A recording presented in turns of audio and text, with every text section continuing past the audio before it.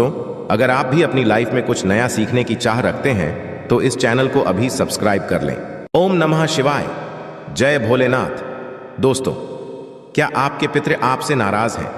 और क्या आपको लगता है कि आपके पितरों की वजह से आपके घर की सुख शांति में रुकावटें आ रही हैं और आपके कार्य नहीं बन रहे हैं, या आप संतान की कमी और धन की कमी या कर्ज से परेशान हैं, या आपका भाग्य आपका साथ नहीं दे रहा है?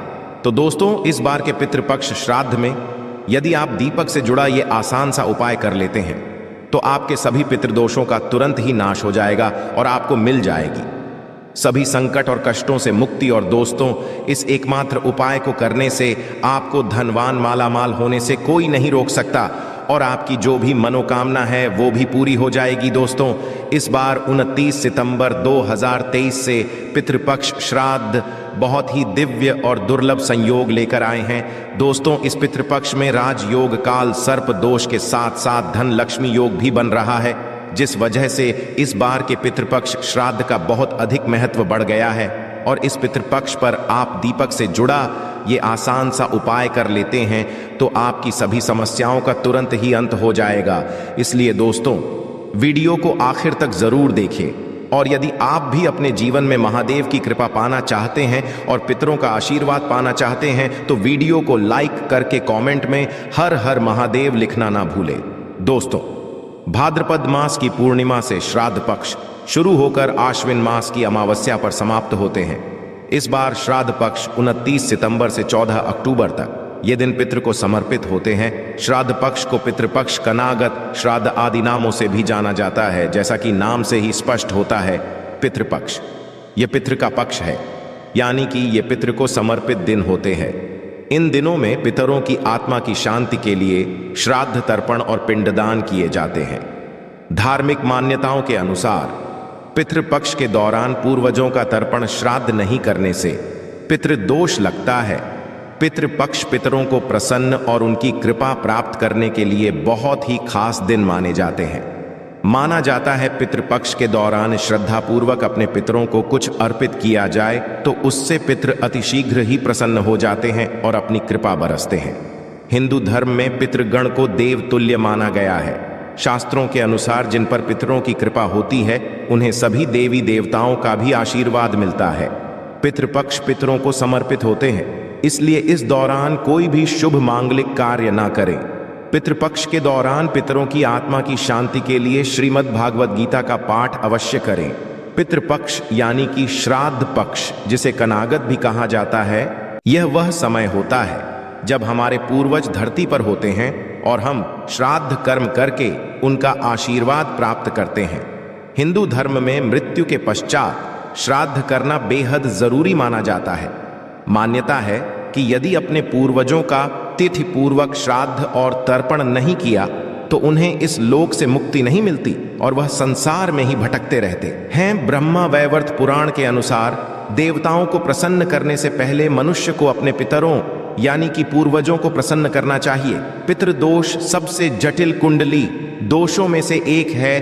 पितरों की शांति के लिए हर वर्ष भाद्रपद मास के शुक्ल पूर्णिमा से आश्विन मास की अमावस्या तक पितृपक्ष श्राद्ध होते हैं। इस दौरान कुछ समय के लिए यमराज पितरों को आजाद कर देते हैं ताकि वे अपने परिजनों से श्राद्ध ग्रहण कर सकें। माना जाता है कि जिस घर के पितृ अपने परिवार के लोगों से खुश रहते हैं उस घर के लोगों को देवी देवताओं का भी आशीर्वाद प्राप्त होता है। शास्त्रों के अनुसार जिन लोगों के पितृ उनसे प्रसन्न नहीं होते हैं उन्हें पितृ दोष का श्राप मिलता है। माना जाता है कि जिस घर में पितृ दोष का श्राप लगता है उस घर के सदस्य कभी भी सुखी नहीं रहते और ना ही वे जीवन में सफलता प्राप्त कर पाते हैं। दोस्तों, आज की इस वीडियो में हम आपको पितृपक्ष में किया जाने वाला एक बहुत ही आसान और असरकारक उपाय बताने जा रहे हैं। इस उपाय करने से भगवान विष्णु और लक्ष्मी जी की असीम कृपा प्राप्त होती है, बिगड़े कार्य बनने लगते हैं, साथ ही पितरों का भी आशीर्वाद मिलता है। पितरों के आशीर्वाद से घर में सुख समृद्धि चली आती है, खुशहाली और शांति बनी रहती है। इसके साथ ही परिवार के सभी सदस्यों को हर क्षेत्र में सफलता प्राप्त होती है और जीवन के सभी कष्टों और दुखों से मुक्ति मिलती है। दोस्तों, इस उपाय को सही प्रकार से करने के लिए आप हमारी इस वीडियो को एंड तक अवश्य देखें और बढ़ने से पहले आपसे रिक्वेस्ट करते हैं कि वीडियो को लाइक ज़रूर करिएगा, दोस्तों को शेयर कर दीजिएगा, और यदि आपने अभी तक चैनल को सब्सक्राइब नहीं किया है तो चैनल को सब्सक्राइब करके बेल आइकॉन ज़रूर दबाइएगा। दोस्तों, वैसे तो ये उपाय पितृपक्ष में रोजाना करने चाहिए, क्योंकि ये 16 दिन पितृ को समर्पित होते हैं, किंतु यदि रोज ना कर पाए तो पितृपक्ष की पूर्णिमा, पितृपक्ष की अमावस्या और पितृपक्ष की एकादशी के साथ ही आपके पितरों की जो मृत्यु तिथि है उस दिन इस उपाय को अवश्य ही करें, और पितृपक्ष के अमावस्या पर भी अवश्य करें। यह उपाय आपको संध्या काल या रात्रि के समय करना है। इस उपाय को सुबह या दोपहर के समय न करें। उपाय को करने के लिए आप अच्छे से मुंह हाथ पैर धोकर साफ हो जाएं और स्वच्छ वस्त्र धारण करें। इसके पश्चात एक दिया तैयार करें। दिए में एक रुई की बाती लगाए और शुद्ध घी भरे, और शुद्ध घी ना हो तो इस दिए में आप सरसों का तेल भरें और इस दिए में आप थोड़े से काले तेल डाल दें। इस उपाय को करने के लिए आप मिट्टी का, पीतल का या आटे का कैसा भी दिया ले सकते हैं। यदि आप आटे का दिया ले रहे हैं तो आटा साफ होना चाहिए और आटे में नमक नहीं भी होना चाहिए। दिया बनाने के पश्चात अब आप अपने घर के दक्षिण कोने को साफ करें। यदि आपके घर के दक्षिण कोने में स्टोर रूम है या बाथरूम वगैरह बना है या खाली स्थान नहीं है तो आप अपने रसोई घर के सबसे दक्षिण कोने को साफ करें। यदि रसोई घर में भी ऐसा साफ स्थान नहीं है तो आप अपने किसी भी कमरे के दक्षिण कोने को साफ करके वहां पर इस दिए को रखें।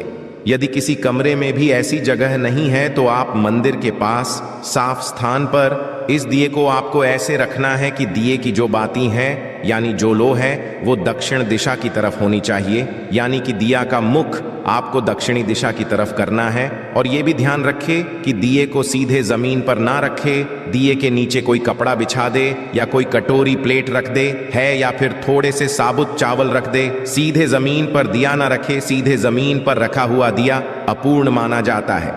दिया जलाने के पश्चात सबसे पहले आप भगवान श्री गणेश को प्रणाम करें, फिर भगवान विष्णु और मां लक्ष्मी जी को प्रणाम करें।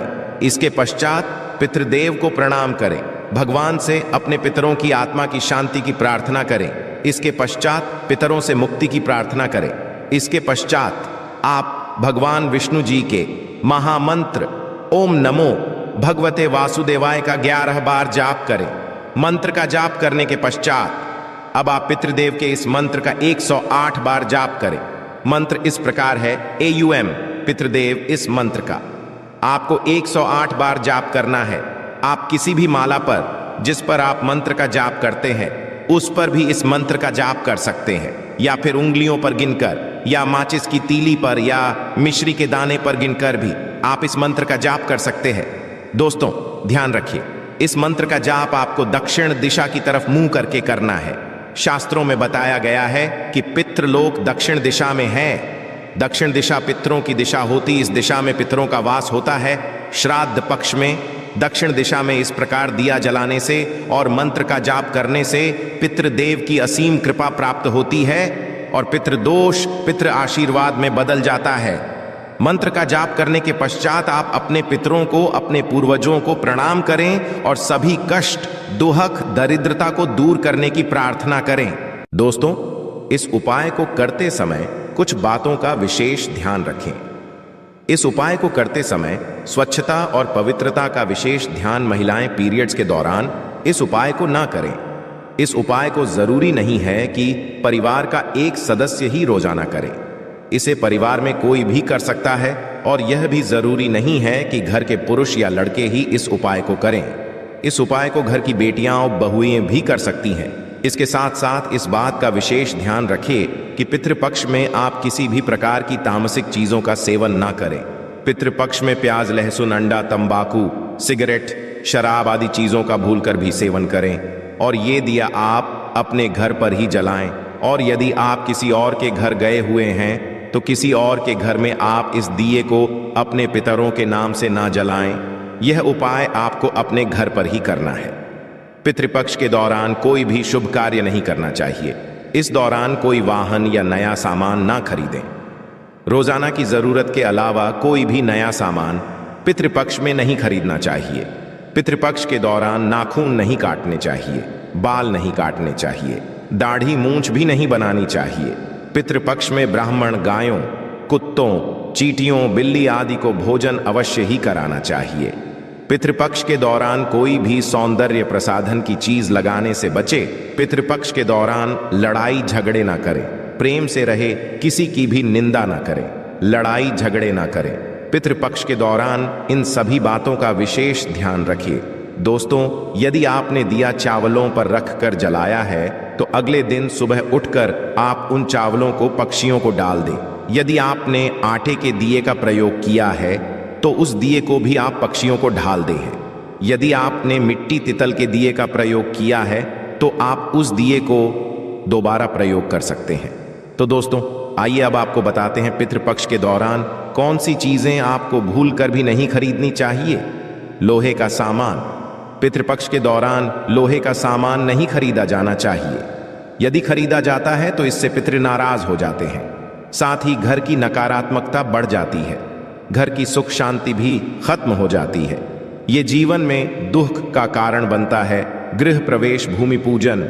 इसके अलावा पितृपक्ष के दौरान भूमि पूजन और नए घर में प्रवेश नहीं किया जाना चाहिए। यदि ऐसा किया जाता है तो उस घर में भूत प्रेत का वास होने लगता है।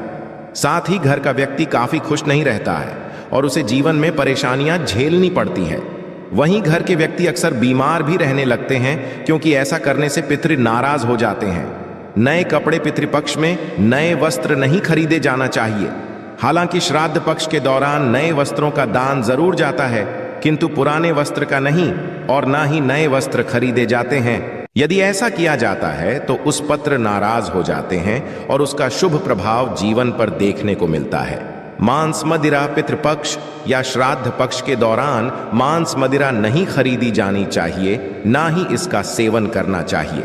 यदि मांस मदिरा का सेवन किया जाता है और उन चीजों को खरीदा जाता है तो इससे पितृ नाराज हो जाते हैं और जीवन पर काफी ज्यादा प्रभाव देखने को मिलता है। इतना ही नहीं, वंश पर इसका सबसे ज्यादा पड़ता है, घर में कलह भी बढ़ जाता है।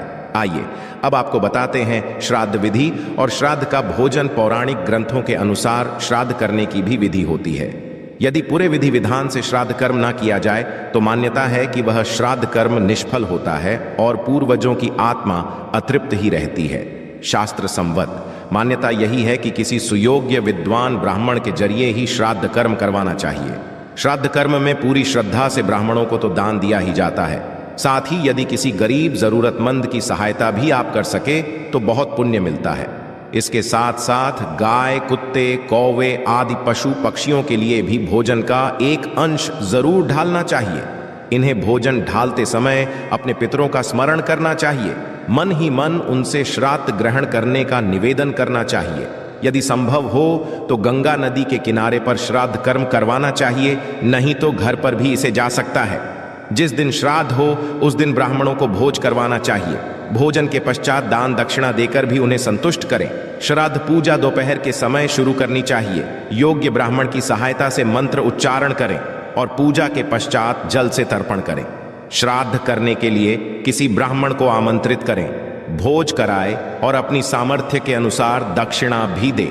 श्राद्ध के दिन अपनी सामर्थ्य या इच्छा अनुसार खाना बनाएं। आप जिस व्यक्ति का कर रहे हैं उसकी पसंद के मुताबिक खाना बनाएं जो उचित रहेगा। श्राद्ध के दिन लहसुन प्याज रहित सात्विक भोजन ही घर की रसोई में बनना चाहिए, जिसमें उड़द की दाल, बड़े चावल, दूध, घी से बने पकवान, खीर, मौसमी सब्जी जैसे तोरई, लौकी, सीत, फल, भिंडी, कच्चे केले की सब्जी ही भोजन में मान्य है।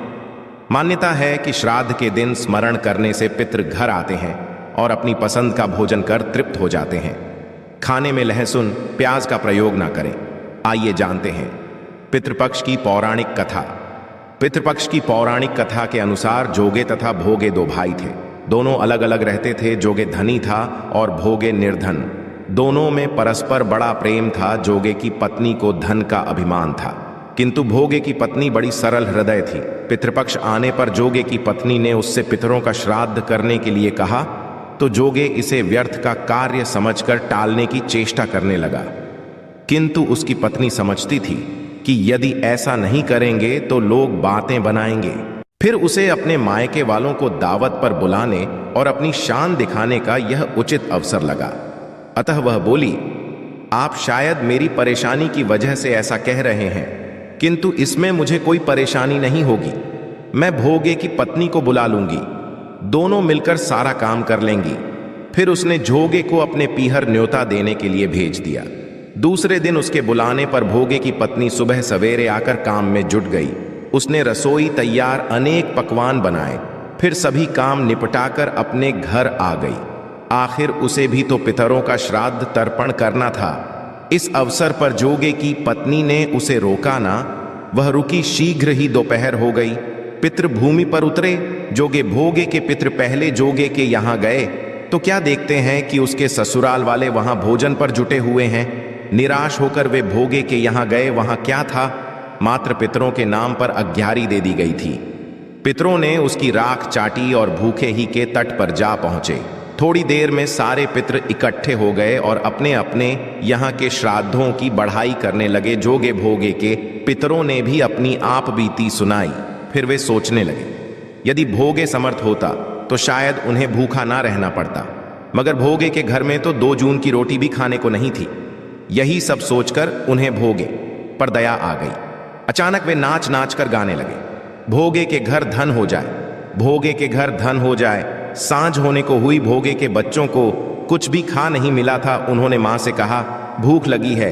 तब उन्हें टालने की गरज से भोगे की पत्नी ने कहा, जाओ, आंगन में हौदी औंधी रखी है, उसे जाकर खोल लो और जो कुछ मिले बांट कर खा लेना। बच्चे वहां पहुंचे तो क्या देखते हैं कि हौदी मोहरों से भरी पड़ी है। वे दौड़े दौड़े मां के पास पहुंचे और उसे सारी बातें बताई।